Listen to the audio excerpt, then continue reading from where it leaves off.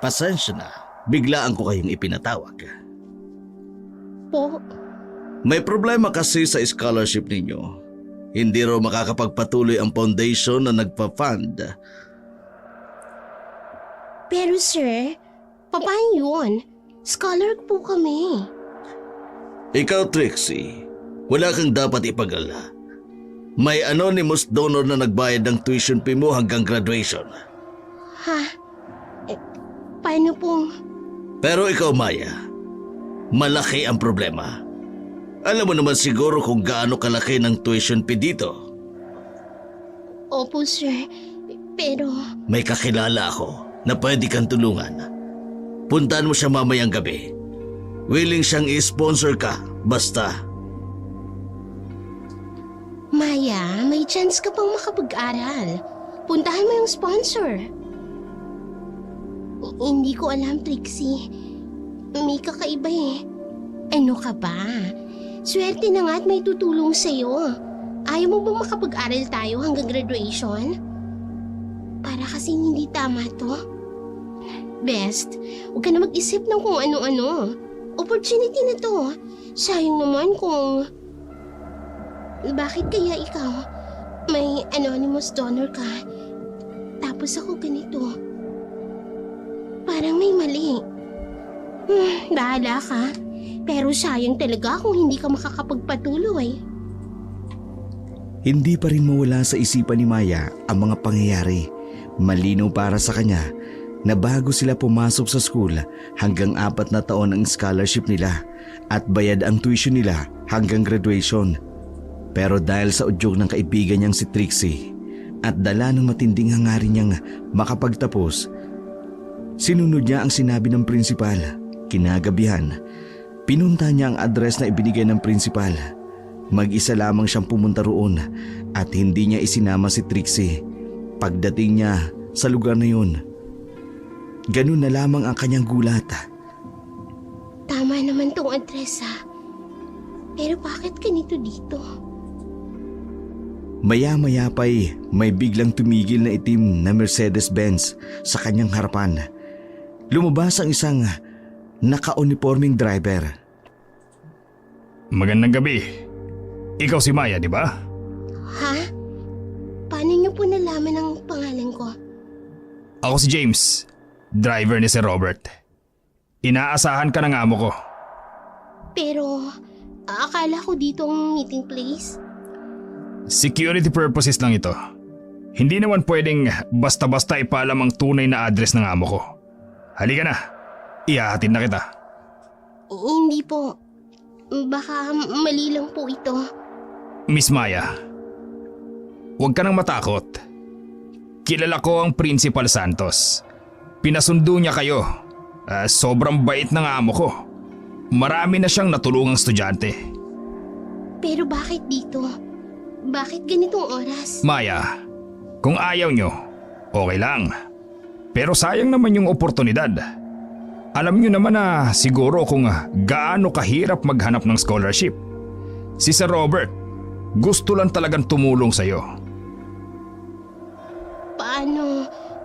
Paano niyo po nalaman na ako si Maya? Maya, sinabi na sa amin ni Principal Santos ang detalye tungkol sa'yo. Para si security din natin yon. O ano, sayang ang oras. Gusto nyo bang sumama o hindi? Pasensya na po. Pero kailangan ko na pong umuwi. Maya, sigurado ka ba? Baka magsisi ka. Hindi po. Huwag po kayong lumapit. Sayang ang oportunidad, Maya. Mahirap maghanap ng ganitong klaseng tulong. Lord, salamat po at binigyan niyo ako ng lakas ng loob. Bagaman natatakot si Maya, nilakasan na lamang niya ang kanyang loob. Nagbabaka sakaling may dara ang sasakyan sa harapan ng lugar nila. Dahil sa takot, nawala sa isip niya ang scholarship na ibibigay ng taong kakausapin niya ng gabing yun. Lakad takbo ang kanyang ginawa. Ang tanging nasa isip lamang niya ng mga oras na yun ay ang makalayo sa taong susundo sa kanya. Maya-maya pa'y, Sumakay ka na sa kotse. Binabayaran ako para sunduin ka. Hindi po. Ayoko po. Nagkakamali kayo. Hindi po akong hinahanap ninyo. Ikaw si Maya, di ba? Scholarship ang kailangan mo. Sumunod ka na lang. Pakiusap po. Huwag niyo na akong pilitin. Itigil niyo na po ito. Wala akong magagawa. Utos ito. Kung ayaw mong sumama, mawawala ang scholarship mo. Hindi po ako sasama. Tulong! Tulungan niyo po ako! Tumahimik ka! Baka may makarinig. Kung anong isipin na lang nilang ginagawa ko sa'yo. Sumakay ka na! Iwan niyo po ako. Isusumbong ko kayo sa mga pulis. Sige, magsumbong ka. Tingnan natin kung sino ang paniniwalaan nila. Para po! Sa Klolo! Kung sino ka man, tulungan niyo ako! Bakit? Bakit ka nanlalamig? Pakiusap, hayaan niyo na po akong makauwi. Hindi po ako sasama sa inyo. Ano bang arte yan? Sumakay ka na! Sinabi ko na sa inyo, ayoko. Ayaw mo, ha? Anong gagawin mo? Paghihinain kita para madala ka. Hindi. Bakit? Kaya pala sabi ni Sir, mag-ingat ako sa'yo.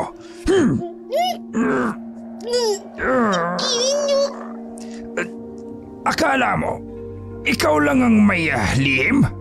Si Sir Robert, kilala ka niya. Alam niya kung sino ka talaga. Paano niyo nalaman? Simple lang. Sumama ka o ibubunyag namin sa buong eskwelahan kung ano ka. Hindi niyo maaaring gawin yun. Wala kang magagawa. Sumama ka na. Hindi ka na makakapanlaban. Dahil alam kong humihina ang mga katulad nyo sa ginger oil. Kaya hihilahin kita patungo sa sasakyan. Kailangang madala kita kay Sir Robert. Kailangan madala kita sa kanya. Sa kabila ng kanyang paglaban, nanghina si Maya nang mabuhusan ng langis na may luya. Hindi na siya nakapalagpa nang hilahin siya ng driver papasok ng kotse. Mabilis na umandar ang itim na Mercedes-Benz patungo sa dilim ng gabi. Dumaan ang kotse sa isang madilim at liblib na daan. 2 oras ang nakalipas.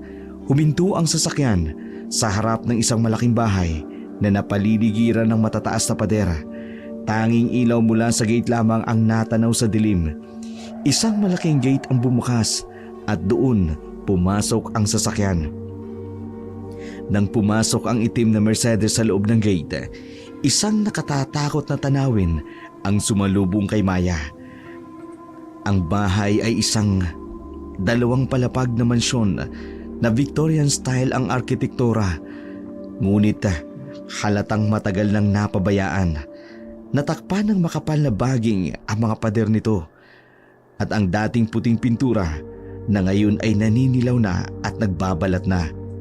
Ang mga bintana sa itaas ay may bakal na rehas at ang ibang natatakpan ng mga lumang tabla. Sa harap ng bahay may malawak na hardin, ngunit walang kahit anumang bulaklak o halamang tumutubo rito maliban sa matatayog na damong ligaw. Sa gitna ng hardin may isang lumang fountain na hindi na gumagana. Ang tubig ay nagtatabang na at may halong dahon at dumi. Ang hagdanan patungo sa pintuan ay yari sa marmol, ngunit maraming bitak at sira. Sa magkabilang gilid nito, may mga estatwang anghel na tila nagbabantay sa sinumang papasok. Ngunit ang kanilang mga muka ay sira na at napuno na ng amag na lalong nagpapatingkad sa kanilang nakatatakot na anyo. May ilaw sa loob ng bahay na kumikislap-kislap, nagbibigay ng malagim na liwanag sa mga bintana. Ang mga kurtina ay lumang pulang velvet na halatang kupas na sa tagal. Sa bubong, may tower na parang observatory at sa tuktok nito may weather vane na umiikot-ikot sa hanging dumadaan. Lumilika ng kalakaring tunog na parang hagulhol sa gabi. Nang tumigil ang kotse sa harap ng pinto, isang matandang lalaki ang lumabas para salubungin sila. Suot niya ang lumang itim na uniforme na butler at ang kanyang mukha walang anumang ekspresyon. Sa likod niya Bumukas ang malaking pinto ng kusa na lumika ng maingay na pagnitngit ng mga bisagra. Nanginig si Maya sa takot habang hinihila siya papasok ng driver. Alam niyang hindi ito ang karaniwang tahanan ng isang taong nagdanais lamang tumulong sa isang estudyante. Ito ay isang kulungang naghihintay sa kanya. Maya, Maya. Akala mo hindi kita makikilala? Kayo? Kayo pala? Oo, ako nga. Ikaw ang estudyanteng nakakita sa akin noon, hindi ba? Sa Building C, ikalawang palapag. Kayong nakita kong nanggagahasa ng estudyante. Congressman pa man din kayo. Yeah! Inihagis ang baso sa dingding ni Congressman. Ikaw ang nagpakalat ng istorya yan. Nasira ang reputasyon ko dahil sa'yo. Hindi ako!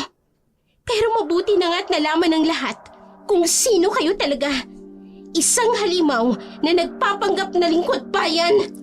Alam mo ba kung ilang taon kong pinaghirapan ang posisyon ko? Tapos ikaw, isang hamak na scholar lang ang sisira sa lahat? Hamak na scholar? Mas mabuti pa akong mahirap kaysa sa inyo.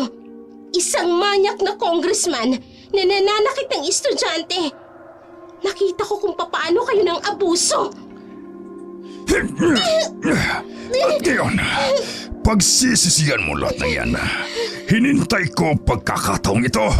Bitiwan niyo ako. Kriminal kayo. Dapat kayong nasa kulungan. Tumahimik ka!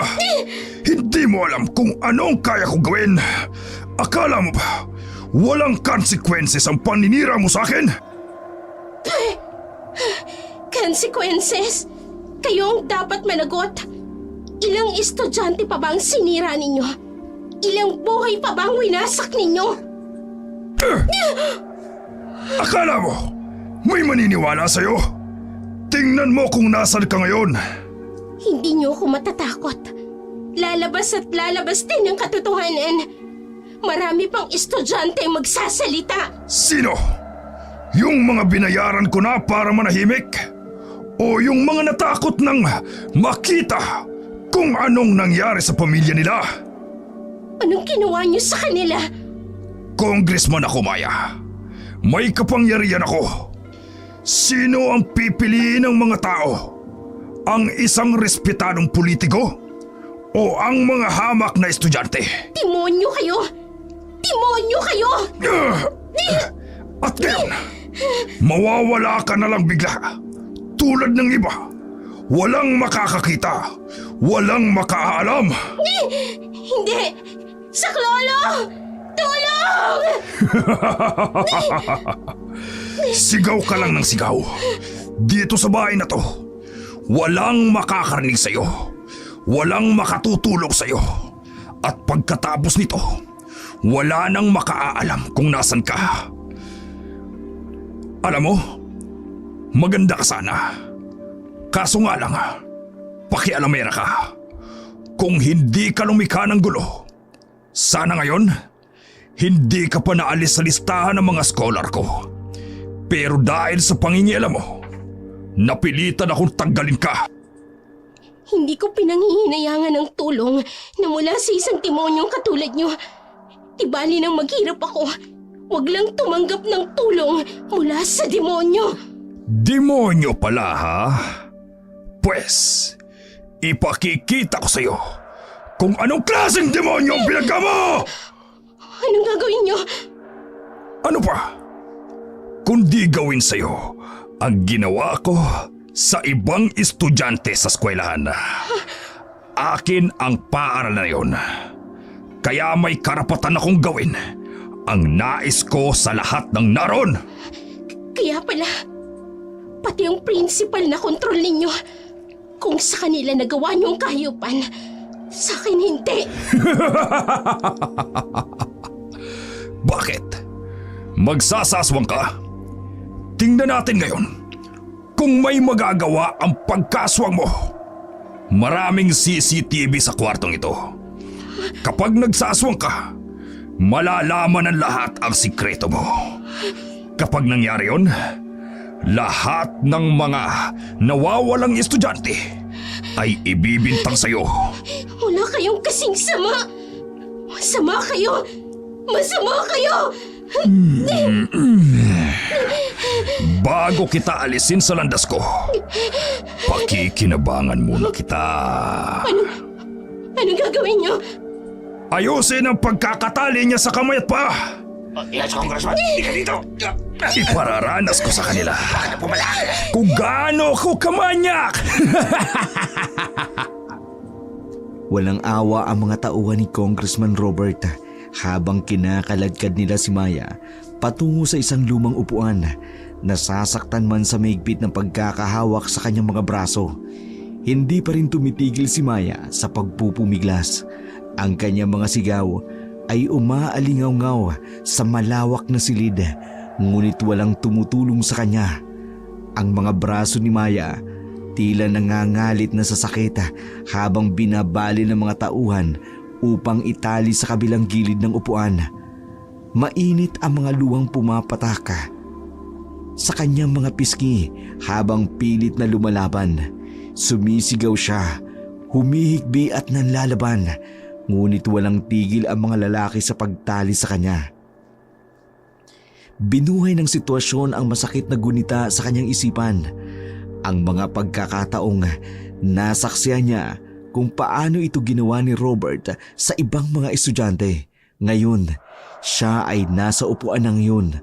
Nararamdaman niya ang pagsakal ng takot habang pinahihigpit ng mga tauhan ang mga tali sa kanyang pulsuhan.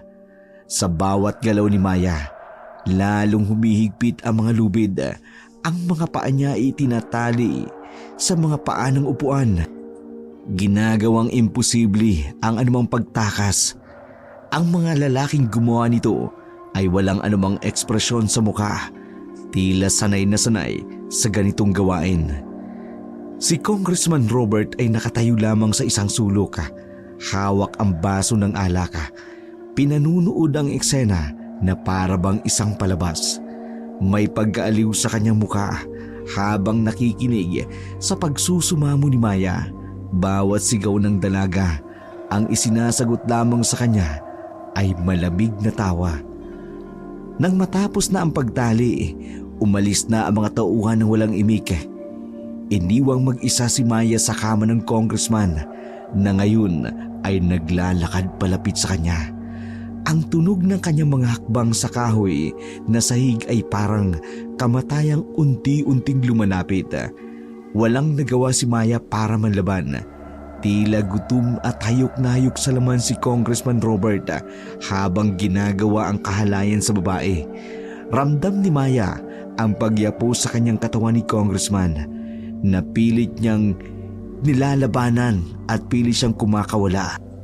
Isang malakas sa suntok sa kanyang tiyan ang natamo niya mula sa Congressman.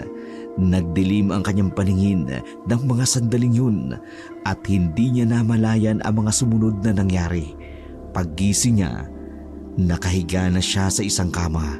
May bahid ng dugo dahil sa kahalayang ginawa sa kanya ng manyakis na congressman.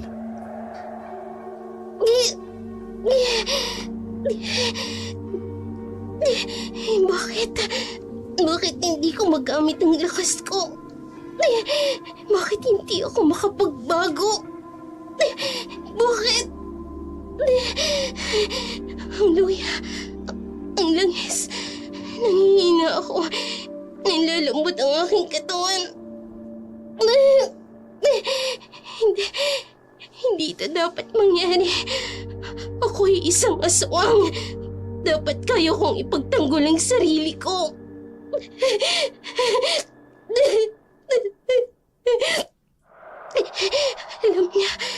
Alam niya ang aking lihim. Kaya pala may mga CCTV. Kaya pala may mga luya. Lahat ng ito plinano niya. Mga ninuno ko. Patawanin niyo ako. Hindi ko nagamit ang kapangyarihang ibinigay niyo. Hindi ko... Ang sakit! Ang bigat ng katawan ko. Hindi ako makagalaw. Hindi ako makagalaw. Sa unang pagkakataon, naramdaman kong tunay na kahulugan ng pagiging mahina, ng pagiging tao. Ang tapang-tapang ko noon. Akala ko walang makakatalo sa akin. Pero ngayon...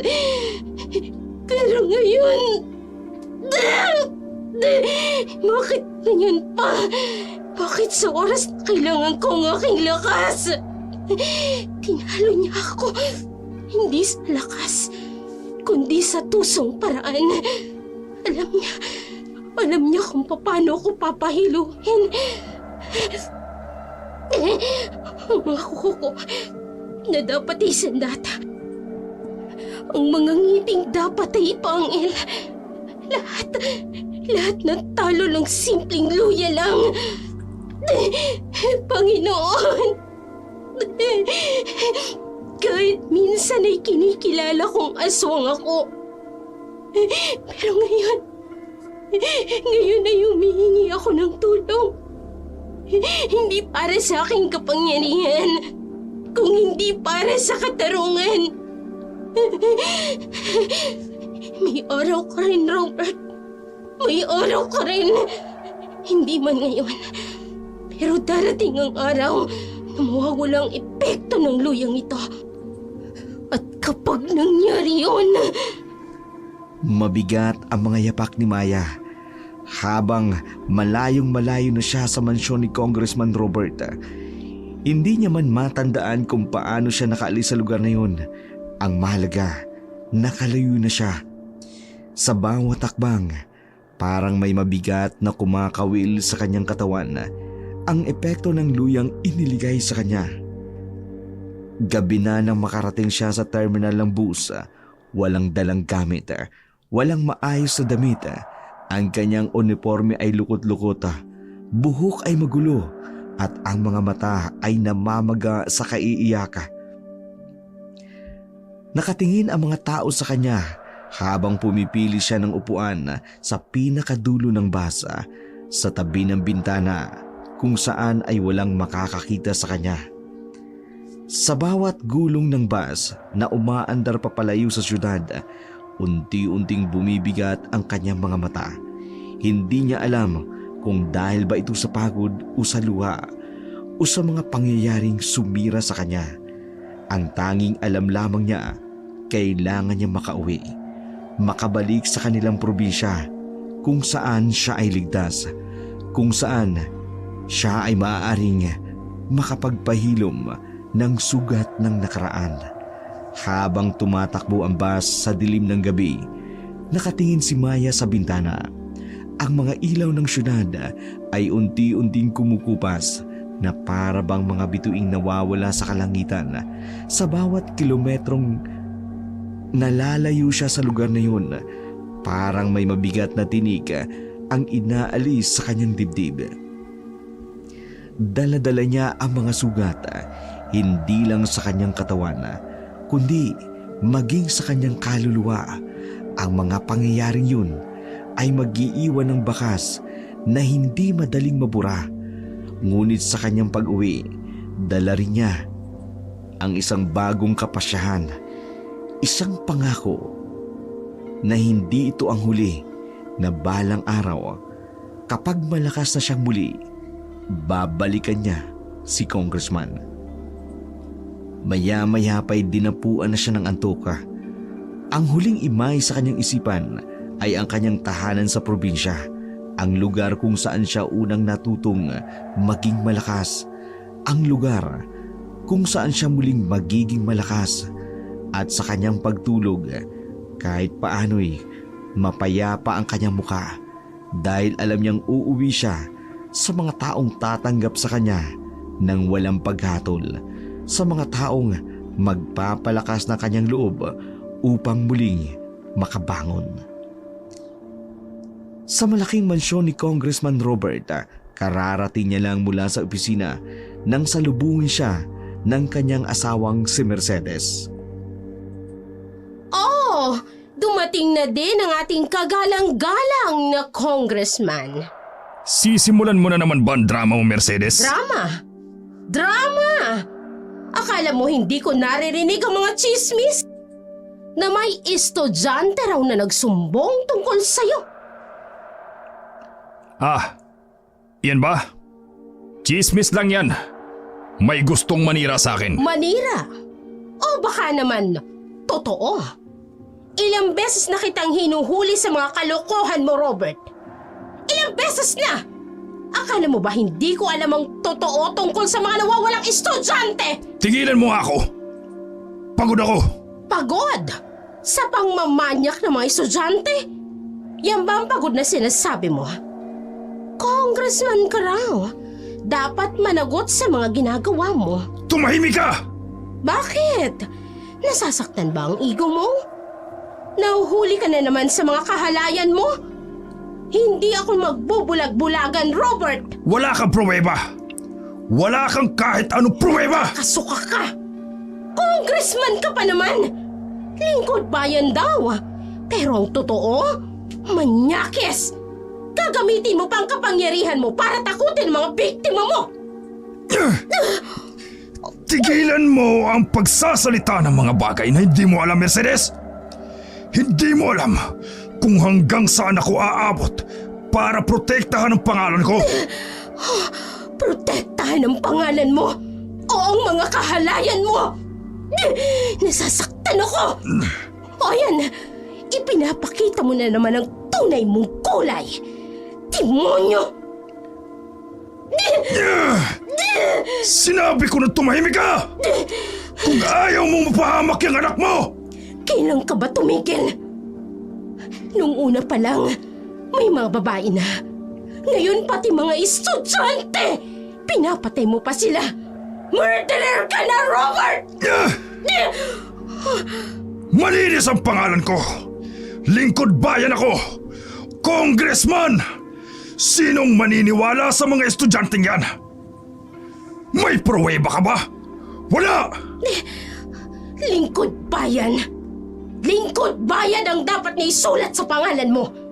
Pinabayaran mo ang mga tao para manahimik! Pinapatay mo ang mga hindi mo mabayaran! At kung ginagawa ko man yan, anong magagawa mo? Isusumbong mo ko? Sige nga! Tandaan mo to, Robert. May araw ka rin. Hindi ka forever na makakatakas sa kasalanan mo. May karma sa lahat ng ginagawa mo.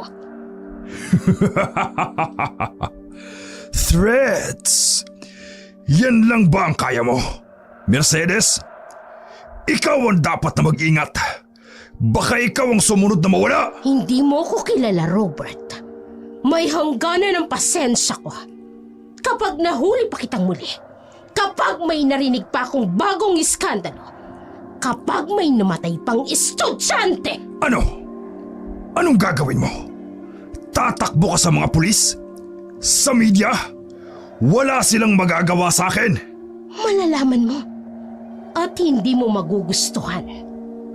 May Diyos tayo, Robert. May Diyos. Pakinggan mo ako, Mercedes. Wala kang magagawa. Wala kang karapatang manghimasok sa mga ginagawa ko. At kung patuloy kang mangingialam, baka ikaw ang mawala. Bitiwan mo ko! Bitiwan mo ko, demonyo ka! Tumahimik ka, sabi! Makikita mo! Darating ang araw. Mababayaran mo ang lahat ng kasalanan mo! At wala akong pakialam kung anong mangyari sa'yo. Masusunog ka sa impyerno! Tumahimik ka lang dyan. Baka hindi lang mga estudyante ang mawala sa mundo. Tandaan mo ang sinabi ko! May hangganan ang lahat, Robert! May hangganan! At malapit na yun sa'yo! Sa malaking mansyon ni Congressman Robert, ang katahimikan ay puno ng bigat at tensyon. Malayo sa isa't isa ang mag-asawa ng gabing yun.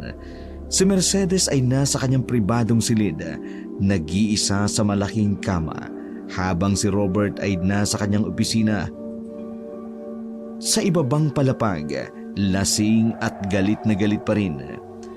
Humihikbi naman si Mercedes habang tinitingnan ang mga pasa sa kanyang muka sa harapan ng salamin. Namamaga ang kanyang labi kung saan siya sinuntok ni Robert. Ang mga mata niya ay mapula sa kaiiyak habang paulit-ulit na pinupunasan ng malamig na bimpo ang namamaga niyang pisngi. Nagtitiis siya ng sakit, hindi lang sa katawan, kundi pati na rin ng kanyang kalooban. Sa bawat ikbi ni Mercedes, mas lalong lumalalim ang kanyang galit. Hindi na ito ang lalaking pinakasalan niya. Ang dating mapagmahal asawa ay naging isang halimaw.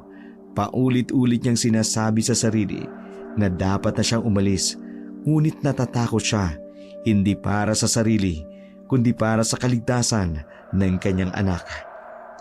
Sa ibaba naman, si Robert ay patuloy na umiinom.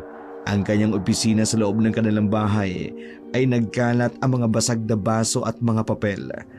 Sa bawat lagok ng alak, mas lalong lumalabas ang kanyang tunay na pagkatao.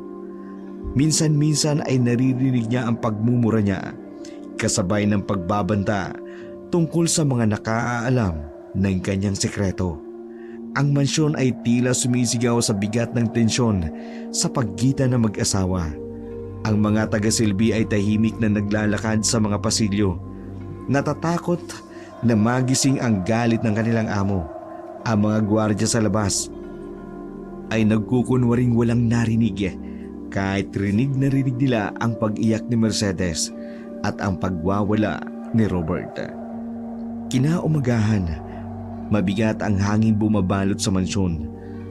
Sa malaking dining hall, tahimik na nakaupo ang pamilya para sa agahan. Ang dating masayang almusal, ngayon ay puno ng tensyon. Si Mercedes ay nakasuot ng makapal na makeup para itago ang pasa sa muka. Maingat siyang kumikilos. Iniiwasang maramdaman ang sakit sa mga pasa sa kanyang katawan.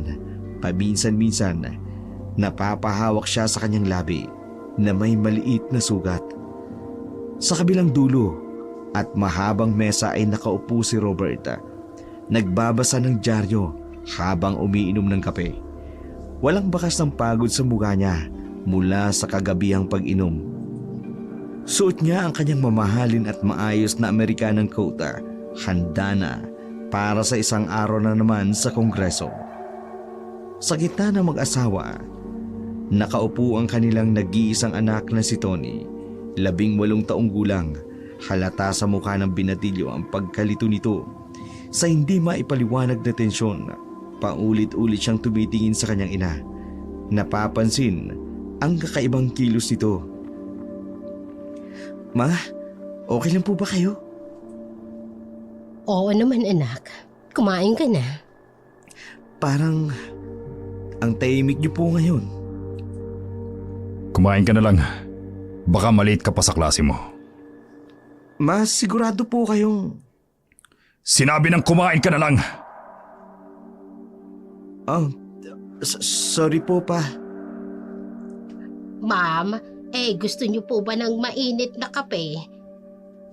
Hindi na. Salamat. Ma, pa, aalis na po ako. Ingat ka anak. Kumain ka ng lunch mo, ha? Huwag kang magpapagabi. Opo. Robert, kailangan ba talagang ganito? Anong ganito? May problema ka ba? Kung may nakakita sa nangyari kagabi. At sinong makakakita? Sinong maniniwala sa'yo? Hindi akong dapat mong kinakatakutan, Robert. Takot? Sa'yo? Ha? Tumahimik ka na lang dyan. At baka hindi lang yan ang maging pasa sa mukha mo. Oo nga pala. Wala nang natira sa dating Robert na minahal ko. Ang natira na lang, isang halimaw. Ano sabi mo? Halimaw ka. At darating ang araw na mababayaran mo ang lahat ng... Tatandaan ko yung mga sinabi mong yan. At tatandaan kong lahat ng ginawa mo. Lahat ng kasalanan mo. Darating din ang araw ng paghuhukom mo, Robert. Mabilis na umalis si Robert sa mansyon. Hindi man lang nilingon ang asawang naiwan. Ang kanyang Mercedes-Benz ay naghihintay sa labas. Pinalinisan niya ng wax at shine. Na-shine para sa araw na yun. Mahalaga ang araw na yun. Isang pagkakataon para linisin ang kanyang pangalan sa publiko. Mas mabilis, Mario! Utos niya sa driver habang nagbabasa ng script na inihanda ng kanyang PR team. Sa script, nakasulat ang mga dapat niyang sabihin tungkol sa mga paratang. Mga kasinungalingan lang daw na gawa-gawa lang ng mga taong gustong sirain ang kanyang pangalan. Dumaan sila sa isang kalsadang puno ng trapiko pero walang pakialam si Robert. Sa kanyang isip, paulit-ulit niyang binubulong ang mga dapat niyang sabihin. Ang mga paratang na ito ay walang basihan. Ako ay isang lingkod bayan na nakatuon lamang sa paglilingkod sa ating mga kababayan. Sa loob ng kotse, inayos niya ang kanyang kurbata sa harap ng maliit na salamin. Pinunasan ang pawis sa noo. Kahit malamig ang aircon, hindi pwede magkamali ng araw na yun. Dapat perpekto ang lahat. Nang makarating na sa opisina, naghihintay na ang mga taga-media. May crew na nagsasaayos ng mga ilaw, kamera at mga mikropono. Ang kanyang PR team ay nagkukumpulan sa isang sulok, nag-uusap ng mahina tungkol sa dapat gawin. Good morning, Congressman. Good morning, Congressman. Bati ng mga staff niya habang nagmamadaling binuksan ang pinto ng kanyang private office. Sa loob, nakahanda na ang setting. Ang kanyang mahogany desk ay maayos na maayos. May nakalagay na mga picture frame ng kanyang pamilya, props, para sa imahe ng isang mabuting ama at asawa.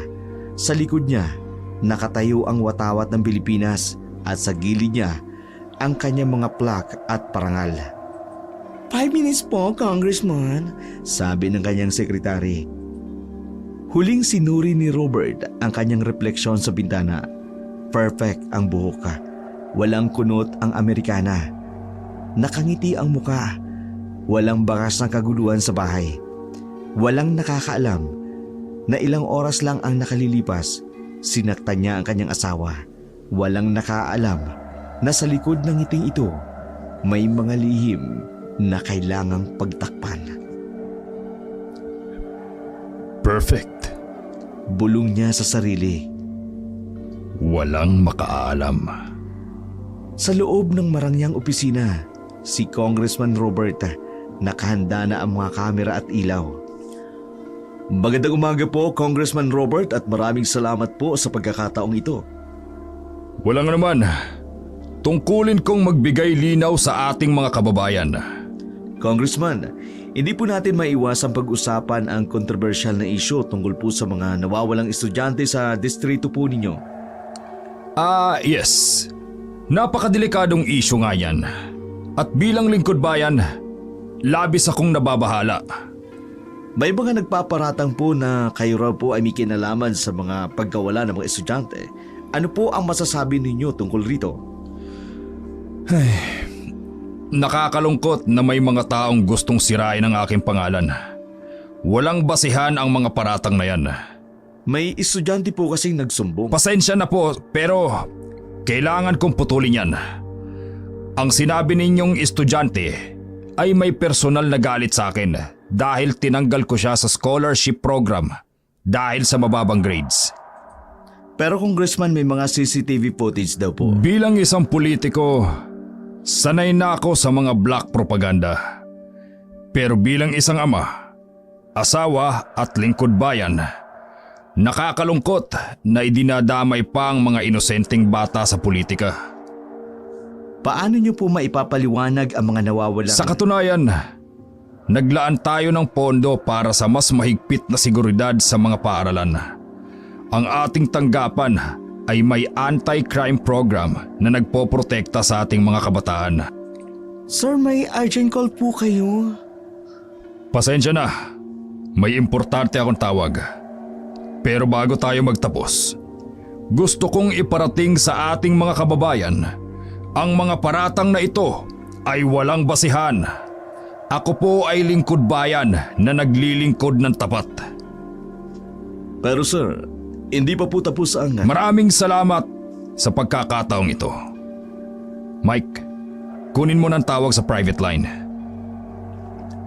Jenny, tawagan mo ang PR team. Kailangan natin paghandaan ang next move. At Mike, Yes sir. i-monitor mo ang social media. Kung may mag-post man ng tungkol sa interview na to, make sure positive comments lang ang lalabas. Naintindihan mo? Yes sir, kaagad po. Maya, ikaw ang may kagagawa ng lahat ng to. Pero hindi ka makakatakas. Hindi kayo makakatakas. Ako ang may hawak ng lahat ng ebidensya. Ako ang may kontrol. Hello? Kailangan nating pabilisin ang plano. Dapat mawala na sila. Lahat sila. Bago pa may makalam ng totoo. Galit na galit si Robert. Hindi na lang ipinalata sa isang reporter ang kanyang galit. Wala siyang ibang suspecha sa mga nangyayari, kundi si Maya.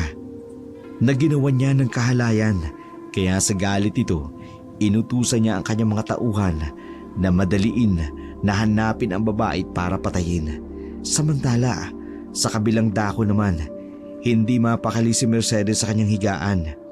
Ang pasa sa kanyang mukha ay sumasakit pa rin, ngunit mas masakit ang pangambang bumabagabag sa kanyang isipan. Ilang gabi na siyang hindi makatulog, paulit-ulit na nagigising sa mga kaluskus at iyak na parang nanggagaling kung saan. Madalas siyang marinig ang mga kakaibang ingay sa gabi, lalo na tuwing may mga nawawalang estudyante. At ngayon, habang nakahiga sa kama, ramdam niya ang bigat ng katotohanang ayaw niyang tanggapin na ang kanyang asawa ay may kinalaman sa pagkawala ng mga estudyante. Tumayo siya nang marinig ang tunog ng kotse ni Robert na papalayo. Alam niyang papunta sa isang late night meeting ito. Ilang beses niyang sinundan ang asawa noon, ngunit ngayon may iba na siyang plano. Sa ilalim ng kanya kama, may inilabas siyang susi. Isang kopyang ginawa niya mula sa susing nahulog ni Robert noong isang linggo. Ito ang susi sa kanyang private study, ang silid na ipinagbabawal sa lahat na para sa kanya lamang. Sa isang private study room ni Robert, madaling araw noon. Dapat kong malaman ang totoo. Dapat may ebidensya. Bubuksan ko ang computer niya. Nararamdaman kong meron siyang itinatago. Hindi ako naniniwala sa mga sinasabi niya sa media kanina. Ano ito? Isang secret folder na password protected. Robert 0827. Hindi. Mercedes 1992. Hindi rin. Tony Boy. Hindi pa rin. Tama. May maliit na notebook sa kanyang drawer. Kukunin ko yon. Eto. Safe House 123. Ayan. Nabuksan ng isang folder ng computer. Oh my God! Hindi. Hindi pwede. May mga video files ng mga estudyante. May listahan ng mga pangalan. Mga larawan ng mga nawawalang babae. Kaya pala laging may nawawala. May folder din na nakapangalan ay Maya. Ito yung estudyanteng nagsumbong. Pero bakit? Bubuksan ko ang folder. May mga CCTV footage. Mga recordings sa pangyayari. Robert, anong klaseng halimaw ka? May paparating. Kukopyahin ko ang mga file sa aking USB. Ma'am Mercedes! Gising pa po kayo? Oo. May hinahanap lang ako. Mabilis na itinago ang USB sa loob ng medalyon na palaging suot niya. Si Robert po kasi tumawag, pauwi na raw siya. Sige, salamat. Hindi ka na makakasakit pa ng iba, Robert. Hindi na. Pagkatapos maitago ang USB, nang makaalis na ang gwardya, nanginginig pa rin si Mercedes habang nakatayo sa gitna ng silid. Ang mga nakita niya sa computer ay parang masamang panaginip na hindi siya magising-gising. Mga mukha ng mga dalagitang nawawala, mga video ng kanilang pagdurusa, mga detalye ng bawat krimen. Lahat ay nakasave sa computer ng kanyang asawa. Dahan-dahan siyang lumabas ng silid. Ang mga yapak ay tila napakabigat. Sa bawat hakbang, ramdam niya ang bigat ng katotohanang natuklasan. Hindi siya makapaniwala na ang lalaking kanyang minahal, ang ama ng kanyang anak, ay capable sa ganito kalaking kasamaan. Buong gabi siyang hindi nakatulog. Nakaupo lang siya sa kanyang silid. Hawak-hawak ang medalyon na ngayon naglalaman ng mga ebidensyang kailangan niyang protektahan. Sa kanyang isip, paulit-ulit na umiikot ang muka ng mga babaeng nawala. Mga muka ng mga inosenteng biktima ng kanyang asawa. Kinaumagahan noon, ang umaga ay dumating na may dalang bagong pangamba. Alam ni Mercedes na dapat niyang ipaabot ang ebidensya sa tamang tao, ngunit alam din niya kung gaano kalaking panganib ang kanyang kaharapin. Habang naghahanda ng almusal sa kusina, ramdam niya ang bigat ng medalyon sa kanyang leeg. Bawat segundo ay mahalaga. Kailangan niyang kumilos bago maging huli ang lahat. Anong ginagawa mo dyan? Nagpapagawa lang ng almusal, mahal. Gutom ka ba? Akala mo hindi ko alam. Nararamdaman kong may ginawa kang hindi maganda. Kaya ka nagkakaganyan. Hindi mo pa ako kaanong kilala. Pero ikaw, kilala ko. At kaduda-duda ang iyong mga kilos, Mercedes. Hindi ka na makakalusot, Robert. Hindi na. Nang pumasok si Robert sa kusina, ramdam ni Mercedes ang panlalamig ng kanyang katawan. Hindi na ito ang lalaking minahal niya. Sa kanyang harapan ngayon ay isang halimaw na nakatago sa magarang Amerikana at mapanlinlang ng ngiti. Sa kanyang puso, alam niyang tama ang kanyang ginagawa. Kahit na ito'y nangangahulugang panganib sa kanyang buhay, kailangan niya ipaglaban ang katotohanan para sa mga biktima, para sa katarungan, at para na rin sa kanyang anak na si Tony na dapat malaman ang katotohanan tungkol sa kanyang ama. Sa kabilang dako naman, sa isang cafe sa mall, isolated area yun. Ito ang pangalawang installment ng scholarship mo, Trixie. Salamat po, sir. Pero bago mo kunin yan, may gusto kong malaman. Po? Nasaan si Maya? Si Maya? Hindi ko po alam. Huwag kang magsinungaling. Sir? Magkaibigan kayong di ba? Hindi pwedeng hindi mo alam kung nasan siya. Opo, magkaibigan nga kami. Pero hindi ko po talaga alam. Umuwi na lang po siya bigla. Hindi po siya nagsabi kung saan. Magka-boardmate lang po kami pero hindi ko alam kung saan siya nakatira. Sinungaling? May sinabi siya sa'yo? Sir, nanginginig na po ako. Nasasaktan na po ako. Kung ayaw mong mawala ang scholarship mo, sabihin mo sa akin kung nasan siya. Sir, hindi ko po talaga alam. Ang huling text niya sa akin, uuwi lang daw po siya sa probinsya. Hindi ko na po siya makontak.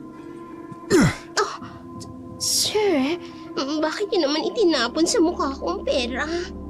Kung malaman kong nagsisinungaling ka, hindi lang scholarship mong mawawala. Naintindihan mo? Yes, sir. Pero totoo pong wala akong alam. Sorry po. Tumayo si Robert. Hinablot ang kanyang coat. At kung may makausap ka man, kung may marinig kang balita tungkol kay Maya, Opo, sir. kung ayaw mong maranasan ang dinanas niya, tumahimik ka. Paglabas ni Robert sa cafe, Hello? Paigtingin mo ang paghahanap. Hindi pwedeng makatakas ang babaeng yun. Hindi pwede. habang sa loob naman ng cafe, humahagulhol naman na naiwan si Trixie. Maya, sana iligtas ka. Sana hindi ka niya mahanap. Patawarin mo ko. Patawad kung wala akong nagawa noon. Nasilaw lang naman ako sa perang ibinibigay ni Congressman. Dati naman ang bait-bait niyo. Pero ngayon, unti-unti nang lumalabas ang tunay niyong kulay bilang isang demonyo. Sa labas naman, sa kotse ni Robert, hindi pa rin mawala ang tensyong nararamdaman ni Congressman Robert. Hinampas nito ng malakas ang manibela. Maya, Maya. Kapag nahanap kita, sisiguraduhin kong hindi ka na makakapagsalita. Kahit kailan. Sir, may problema po ba, sir? Bilisan mo! Umuwi na tayo. May mga tawag pa akong kailangan gawin. Kailangan kong mahanap ang babaeng yun bago siya magsalita sa media. Habang umaandar ang kotse, galit na galit ang mata ni Robert. Lalong tumitindi. Hindi niya alam na ang bawat hakbang niya para hanapin si Maya ay isa ring hakbang papalapit sa kanyang sariling kapahamakan. Ang opisina ni Congressman Robert ay dating tahanan ng kapangyarihan at kontrol. Ngunit ngayong umaga, ibang hangin na ang pumasok sa mga bintana nito. Ang dating maaliwalas na espasyo ngayon ay puno ng kakaibang karimlan kahit na tanghaling tapat. Isang linggo bago ang kabilugan ng buwan, pumasok si Mike na may dalang masamang balita. Sir, may problema po tayo. Nawala po ang lahat ng CCTV footage. Anong ibig mong sabihin? May backup yan! Ang pawis ni Robert ay nanlamig, hindi dahil sa init ng tanghali, kundi sa takot na unti-unting gumagapang sa kanyang katawan. Bawat segundong lumilipas, parang may invisible na kamay ang humihigpit sa kanyang liig. Biglang nawala ng kuryente. Ang tanging liwanag na mahinang sinag ng araw ang pumasok sa bintana. Sinubukang i-check ang system. Sir, hindi na po gumagana kahit generator. Ang katahimikan sa loob ng opisina ay napunit ng isang kakaibang kaluskus mula sa labas. Hindi ito normal na ingay ng mga ibon o ng hangin. Ito ay tunog ng isang bagay o nilalang na hindi dapat marinig sa oras ng katanghalian. May mga kakaibang kaluskus sa labas ng bintana. Nang bumalik na ang ilaw, isang nakakikilabot na tanawin ang sumalubong sa kanila. Lahat ng picture frames, mga larawan ng mga politiko, ng pamilya, ng mga parangal ay nakabaliktad na. Parang may hindi nakitang kamay na nagbago ng kanilang posisyon. Sa mga sumunod na araw, mas tumitindi ang kakaibang pangyayari. Ang mga bank account na akala ni Robert ay hindi maaaring magalaw ay biglang nawala sa kanyang kontrol. Ang mga video na kanyang itinatago ng napakaraming taon biglang lumabas ng hindi inaasahan. Kinagabihan, sa telepono, ang boses ni Mike sa kabilang linya ay nanginginig. Hindi lang sa takot sa kanyang amo, kundi sa mga nakikita niyang hindi maipaliwanag na mga pangyayari. Sir, may malaking problema tayo. Bawat salita ni Mike parang karayom na tumatarak sa pagkatao ni Robert. Tila ba ang kanyang imperyo ay unti-unting gumuguho at wala na siyang magawa kundi panuuri na lamang ito. Sa kanyang opisina, maya-maya pa'y dumating ang malaking ibon. na nagdala ng mas malalim na takot. Hindi ito ordinaryong ibon. Sa mga mata nito ay may nagniningning na pulang liwanag at sa bawat pagkampay ng mga pakpak nito may dumadaan na malamig na hangin. Sa paglabas ni Mike sa opisina, hindi niya alam na siya mismo ay naging bahagi ng isang mas malaking kwento. Isang kwento ng paghihiganti na unti-unting buburahin sa mundong ito ang isang taong kayang galawin ng sinuman. Sa labas ng opisina ni Congressman Robert, ang malamig na hangin ay dumaan kay Mike. May dalang mensahe, isang babala na ang lahat ng ito ay simula pa lamang, na ang tunay na kaparusahan ay darating sa gabi ng kabiguan. Sa bawat araw na lumilipas, ang dating makapangyarihang congressman unti-unting nawawala ng kontrol. Ang kanyang malaking opisina ay parang lumiliit sa tuwing siya ay pumapasok rito, na tila ba ang mga dingding ay unti-unting lumalapit sa kanya. Makalipas pa ang ilang araw, sa opisina ni Robert, pumasok si Mike, dala ang laptop. Sir, may nangyari na naman ho. Ano na naman?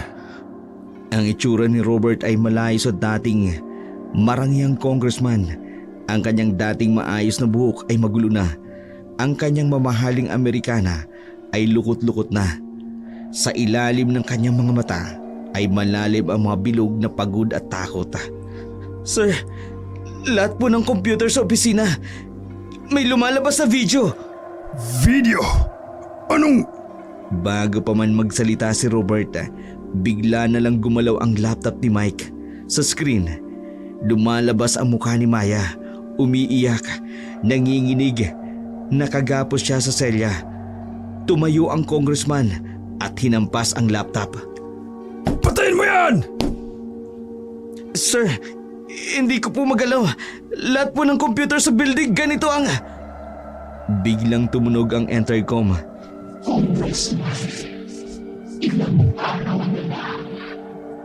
Nanlamig si Robert.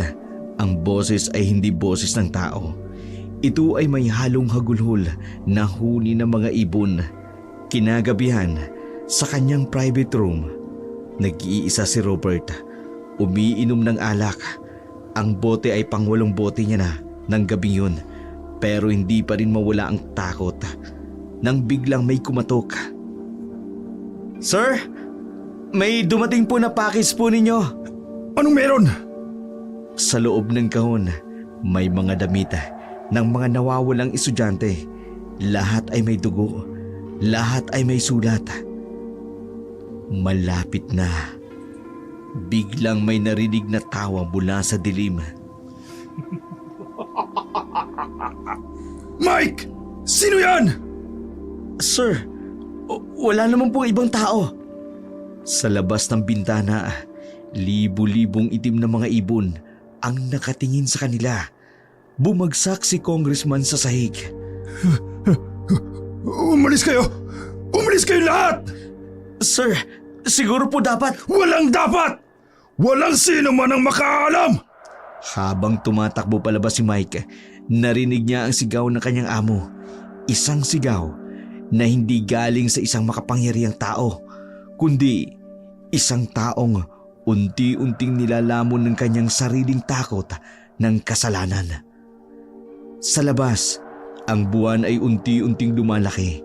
Ang mga anino sa paligid unti-unting nabubuhay, at sa malayong lugar, isang babaeng aswang ang naghihintay, handa ng manginain. Sa kabilang dako naman, sa bahay ni Trixie, nagulat siya sa biglang pagpapakita ng kanyang kaibigan na nawala ng ilang linggo, na labis niyang inalala. Maya? Trixie, pwede ba tayong mag-usap? Siyempre naman. Teka sandali. Dito na lang tayo sa kwarto. Isasara ko lang agad ang pinto. Baka may makakita. Ano palang nangyari sa'yo? Bakit bigla kang nawala? Hindi ka man lang nag-text o nagpasabi kung anong nangyayari sa'yo. Ilang linggo rin akong nag-alala sa'yo. O sige, magkwento ka. Makikinig ako. Trixie, tungkol kay Congressman. Ay, oo nga pala. Maya, dapat na malaman mo. Binantaan niya ako. Ipinakita niya sa akin ang tunay niyang ugali. Parang isang demonyo. Nagkaalala ako sa iyo eh. Hindi kita makontak. May mas malala pa, Trixie. May ginawa siya. Anong ginawa niya? Bakit ka pa biglang nawala? Sobrang kinabahan ako. Kinahasan niya ako, Trixie. Pinaamoy niya sa akin ang pampatulog. Itinali niya ang mga kamay at paa ko. Tapos... Oh my God, Maya! Demonyo talaga siya. Akala ko mabait siya. Akala ko totoo ang kabutihang ipinapakita niya sa mga estudyanteng babae. Kaya pala ganoon na lamang ang pagbabanta niya sa akin. Hindi ko siya patatawanin, Trixie. Sisingilin ko siya sa kahayupang ginawa niya sa akin. Sa gagawin ko, pagsisisihan niya, kinanti niya ako. Naiintindihan kita, Maya. Galit din ako. Pero natatakot ako. Delikado yan, Maya. May power siya. Baka kung ano pang gawin niya sa'yo. May mga tauhan yan. Hindi ako natatakot sa kanya. Pero ako, natatakot ako para sa'yo. Alam mo bang, may mga nababalitaan akong nawala. Yung mga bumabangga sa kanya, ayokong mangyari sa'yo yun, Maya. Kaibigan kita. Huwag kang mag-alala sa akin, Trixie. May paraan ako. Anong paraan? Pag-usapan natin to. Dapat planuhin natin ng maayos. Hindi pwedeng basta-basta. Buhay mo ang nakataya rito. Magtiwala ka sa akin, Trixie. May mga bagay akong kayang gawin na hindi mo aakalain. Maya naman, kung may bala kang gawin, isama mo ko. Ayoko may mangyari sa'yo. Sobrang sama na nga ng ginawa niya. Ayoko pa yung madagdagan. Alam kong galit na galit ka, pero dapat mag-isip tayo ng paraan na legal. Halika, sasamahan kita sa presinto. Hindi na kailangan, Trixie. Paano kung hindi tayo kumilos ng legal? Baka lalo pang lumalayan. May ebidensya pa tayo. May CCTV sa building niya. May ginagawa na ako. Anong ginagawa mo? Maya, natatakot ako sa'yo, ha? Kakaiba ka na simula nung nangyari yun. Alam mo ba, Trixie? Kagabi, pinuntahan ko siya. Ha? Anong ginawa mo? Delikado yun. Hindi niya ako nakita. Pero nakita niya ang multo na ginawa niya. Napanood ko siyang nahihirapang matulog. Nanginginig siya sa takot. Anong ibig mong sabihin, Maya? Anong ginawa mo? Baka naman lalo kang mapahamak niyan. Hindi niya ako mahanap. Hindi niya ako makikita. Pero ako, nakikita ko siya. Gabi-gabi, pinapahirapan ko siya hanggang sa mabaliw siya sa takot.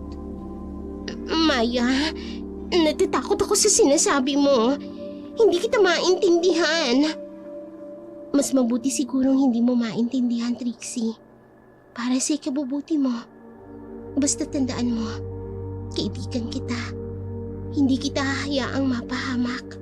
Maya naman may ibang paraan. Pwede tayong... May mas mabisang paraan ako, Trixie. Makikita mo rin sa susunod na mga araw kung paano mawawala ang ngiti sa mukha niya. Kung paano siya masisiraan ng pait. Maya, anong klaseng paghihiganti ba yung pinaplano mo? Sa kabilugan ng buwan, doon matatapos ang lahat. Doon makikita niya kung gaano katindi ang kasamaang ginawa niya. Hindi lang ang isip niyang mawawala, pati na rin ang kaluluwa niya. Sa kabilugan ng buwan, doon malalaman ng lahat kung sino talaga siya at kung sino talaga ako. Marami mang katanungan sa isipan ni Trixie dahil sa mga huling sinabi ng kaibigan, pero wala na rin siyang nagawa para umamin ang kaibigan tungkol sa mga sinabi nito. Dahil bigla na lamang umalis si Maya ng gabing yun. 3 araw bago ang kabilugan ng buwan, ang opisina ni Robert ay naging parang kulungan. Mga bintana ay natatakpan ng malaking kurtina, pero kahit ganun, parang may mga matang nakatingin sa kanya mula sa labas. Sa private room niya, 3:00 ng madaling araw, nakaupo siya sa sulok, may hawak na baril. Alam kong nandyan kayo! Alam kong nandyan kayo! Sir! Kailangan po natin pag-usapan ang media statement. Hindi ako lalabas! May mga multo sa labas! Sa labas ng pinto, naririnig ni Mike ang pag-iyak ng kanyang amo. Hindi ito iyak ng takot. Ito ay iyak ng isang taong unti-unting nawawalan ng sariling pag-iisip. Biglang tumunog ang cellphone. Hello? Congressman, bakit mo kami pinatay? Hindi! Hindi kayo totoo! Robert, kailangan mong umuwi. Si Tony! Aswang Kano! Ikaw si Maya! Robert, ako ito! Ang asawa mo! Sir, ibaba niyo ang baril niyo. Nang may dumaang anino sa likod ni Robert, Congressman, ilang araw na lang. Umalis kayo! Umalis kayo! tumakbo palabas si Mercedes at Mike. Mike, kailangan na nating gawin ang plano. Hindi na siya normal. Opo ma'am, nakausap ko na po yung reporter. Handa na po ang lahat ng ebidensya. Sa loob naman ng opisina, nag-iisa si Robert. Nakaupo sa sahig, hawak pa rin ang baril. Ang pawis ay tumutulo sa kanyang muka kahit malamig ang hangin. Nang biglang may kumatok sa bintana, dahan-dahan siyang lumingon. Sa labas, nakadamba ang isang malaking itim na ibon. Pero hindi normal na ibon ito. Ang mga mata nito ay pula. Ang bibig nito ay may duguan na ribon ng estudyante. Hindi ka totoo! Hindi ka totoo! Biglang namatay ang ilaw sa dilim. May mga bulong siyang naririnig.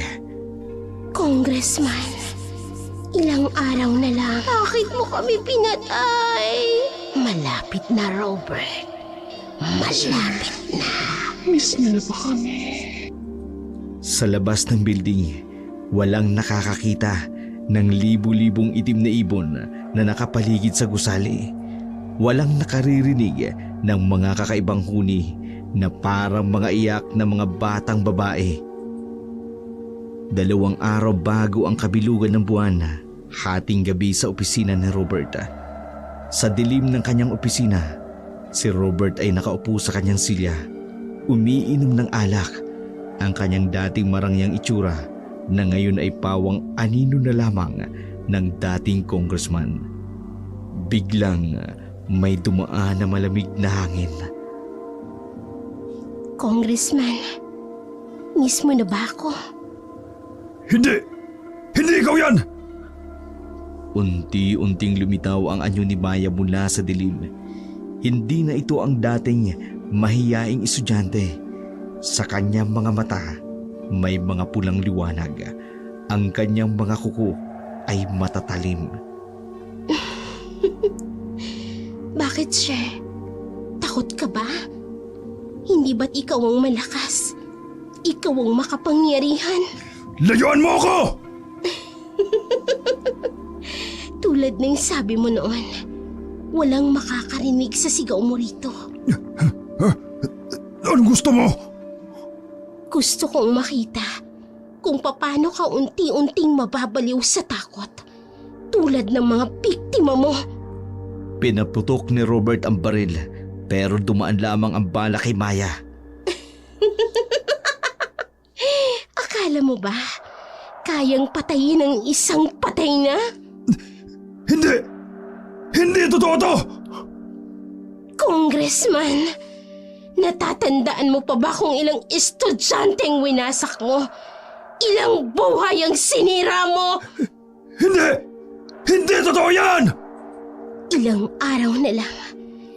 Ilang araw bago ka makatagpo ng tunay na kamatayan. Patawad! Patawad! Huli na ang lahat, Congressman. Sa kabilukin ng buwan, makikita mo kung gaano kasakit ang kagat ng isang aswang. Mike! Mike! Sir, anong nangyayari ho? Nakita mo ba? Nakita mo ba siya? Sir, wala pong ibang tao rito. Sa labas ng bintana, isang malaking ibon ang nakatingin. Sa mga mata nito ay pulang liwanag ng paghihiganti. Lalong tumindi ang nangyayari kay Congressman Robert. Ito ang ginagawa ni Maya sa kanya. Isang paghihiganti na hindi mapapahamak pa ang kanyang angkan. Isang araw, bago ang kabilugan ng buwan, umaga sa mansyon ni Robert. Ang dating magarang mansyon na ngayon ay tila bahay ng multo. Lahat ng katulong ay umalis na. Ang mga gwardya, isa-isang nag-resign. Tanging si Mike lang ang nanatili, saksi sa unti-unting pagbagsak ng kanyang amo. Sa master's bedroom, nakatulala sa salamin, mukhang wala na sa sarili. Mike! Hanapin mo kung nasaan yung mga video! Anong video po, sir? Yung mga video! Kailangan kong makita kung totoo sila! Habang hinahanap ni Mike ang mga video file, isang pamilyar na boses ang biglang kumanta. Isang araw na lang, isang araw na lang. Lumingon si Robert sa bintana. Mike! Narinig mo yun? Yung kumakanta! Sir, wala pong kumakanta. Maya-maya pa'y tanghalian na namang oras na yun sa dining room. Robert, kailangan mong kumain. Lason to! Alam kong lason to! Biglang may nahulog na pulang patak sa kanyang pagkain. Dugo! Dugo! Pero wala siyang makita. Sa kisame, walang bakas ng dugo. Kinagabihan, sa kanyang private room. Hindi ako matatakot. Hindi ako matatakot. Talaga lang, Congressman. Hindi ka matatakot. Lumitaw si Maya mula sa anino. Bukas ng gabi, makikilala mong tunay na takot. Patawad na! Patawad na! Alam mo ba kung ilang beses nagmakaawa ang mga biktima mo? Ilang beses silang humingi ng awa. Biglang napuno ang kwarto ng mga boses ng mga babaeng estudyante. Sir, Congressman,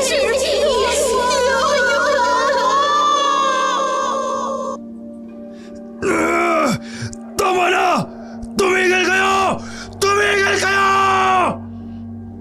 bukas ng gabi, sa kabilugan ng buwan, dadamhin mo ang lahat ng sakit na dinanas nila.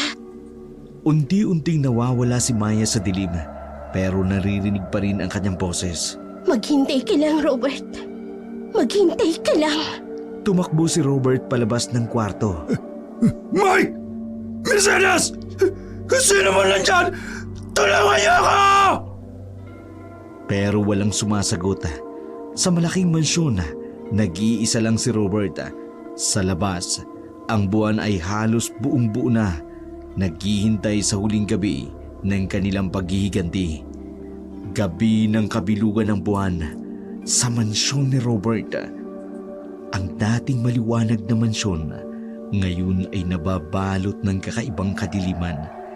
Kahit ang mga ilaw ay tila nanghihina na para bang may persa na sumisipsip sa liwanag. Sa loob ng kwarto ni Robert. Mike! Mike! Nasaan ka? Pero si Mike matagal nang umalis.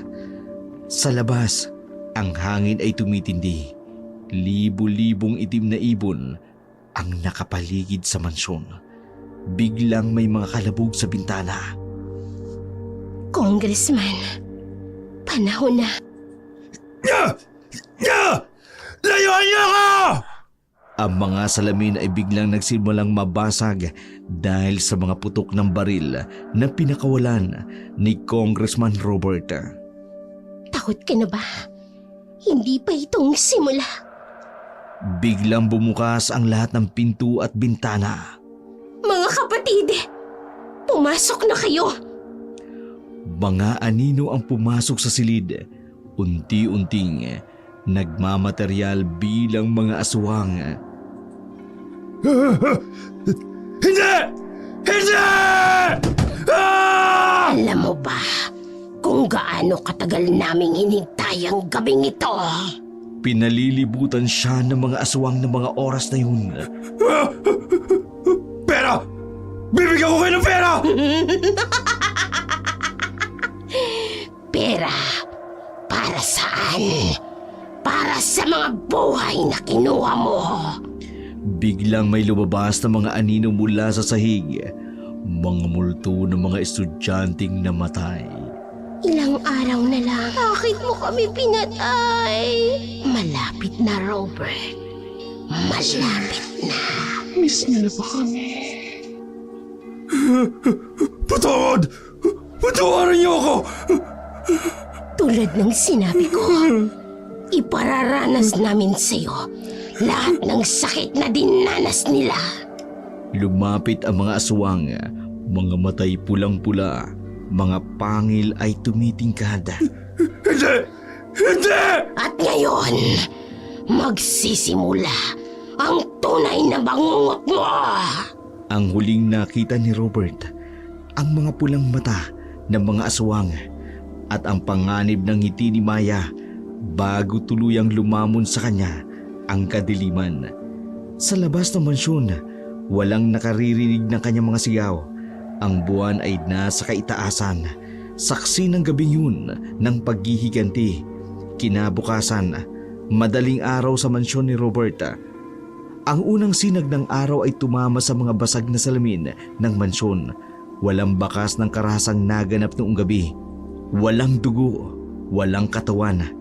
Tanging ang mga basag na salamin lamang at kaguluhan ang nagpapatunay na may nangyari. Pumasok si Mike kasama ang mga pulis, ganun din ang reporter. Sir? Sir, si Roberto. Ano po ang nangyari dito? Baka may nangyaring karahasan, pero nasaan ang congressman? Sa kusina, nakita nila si Mercedes. Mike, nakita mo na ba ang asawa ko? Mama, wala po siya sa opisina. Sa kwarto ho siguro. Nagmamadali silang maganap nang makita nila ang sulat sa mesa. Sandali lang, ako na magbabasa. Mga kapwa ko mamamayan, hindi ko na kaya ang bigat ng aking konsensya sa lahat ng aking kasalanan. Isa itong suicide note. Hindi siya magpapakamatay. Labis din ang paghihinagpis ni Mercedes sa mga nangyayari sa kanyang asawa. Sa totoo lang, kahit ganun pa ang natuklasan niya sa asawa, nangingibabaw pa rin sa puso niya ang pagmamahal dito at naisip niya pa rin ang sinumpaan nilang dalawa na magsasama sila sa hirap at ginawa. Kaya sumama siya sa paghahanap sa kanyang asawa. Sa highway, ilang kilometro ang layo. Natagpuan ang kotse ni Robert. Nakabukas ang pinto. Sa loob, may manggas ng Amerikana, may dugong tuyo. Walang bakas kung nasaan siya. Agad namang naging laman ito ng balita, kaya kinagabihan, napanood ng lahat ang balita tungkol sa pagkawala ng congressman. Nawawala ang kontrobersyal na si Congressman Robert matapos lumabas ang mga ebidensya ng kanyang krimen. Ayon sa mga dokumentong natagpuan, sangkot ang congressman sa pagkawala ng ilang mga estudyante. Samantala, Sa malayong probinsya naman, sa bahay nila Maya. Kumain ka na, Apo. Tapos na ang lahat. Opo, Lola. Tapos na. Anak, hindi ka na nila mahahanap dito. Ligtas ka na. Alam ko po, Inay. At alam kong hindi na siya makakasakit ng kahit na sino pa. Samantala, sa labas naman ng bahay nila. Ate, tingnan mo oh. Ang dami nilang kaibigan. Oo nga, Totoy. Marami tayong kaibigan. Naibsan ang tinik sa lalamunan ni Maya pagkatapos ng mga pangyayari. Kahit nasa lungga siya ng kanyang mga kalahi, mayroon din naman silang radyo na pinakikinggan para malaman ang mga kaganapan sa labas ng kanilang lungga. Kahit hindi na sila lumabas, naririnig nila ang mga balita sa radyo. Hanggang ngayon ay misteryoso pa rin ang pagkawala ni Congressman Robert. Ang tanging alam ay ang mga dokumentong natagpuan na nagpapatunay sa kanyang mga krimen. Hayaan na natin silang mag-isip kung anong nangyari. Opo, Lola. Ang mahalaga, napatunayan nating lahat na hindi lahat ng makapangyarihan ay nakakatakas sa kanilang kasalanan. Sa libingan, sa isang liblib na bahagi kung saan walang pumupunta. Isang bagong puntod na nakatirik, walang pangalan, walang petsa. Ang tanging nakaukit ay mga salitang, Dito nakahimlay ang mga lihim na hindi na malalaman pa. at sa ilalim ng puntod na yun, kasama ang mga buto ni Congressman, ay nakabaon ang lahat ng kanyang kasamaan, mga video, mga litrato, mga katibayan ng kanyang mga kasalanan. Congressman, sana'y makamit mo ang kapayapaan na hindi mo ibinigay sa amin. Pasensya na, biglaan ko kayong ipinatawag.